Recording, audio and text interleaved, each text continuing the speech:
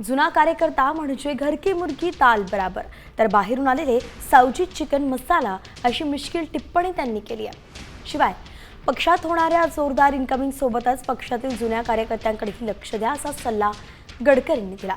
गडकरी नेहमी कान टोचण्याच्या भूमिकेतच असतात, मात्र त्याचा काही परिणाम होत नाही असं मात्र राऊतांनी म्हटलंय।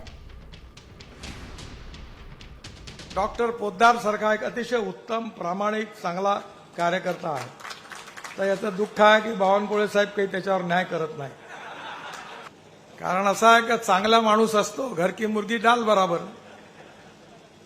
त्यामुळे बाहेरचा चिकन मसाला सावजीचा चांगला लागतो। जरा जुन्या लोकांकडे लक्ष ठेवा।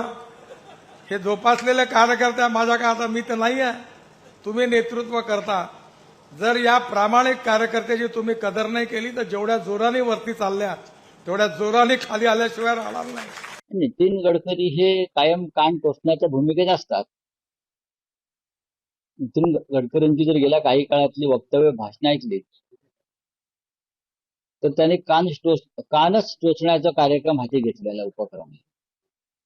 पण त्यांच्या कान टोचण्याचा काही उपयोग होतोय का हे पाहायला पाहिजे।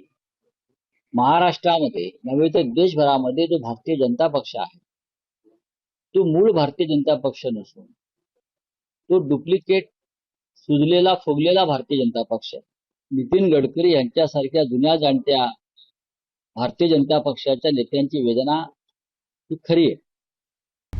आता isakal.com आहे देशातील नंबर 1 ची मराठी न्यूज वेबसाईट।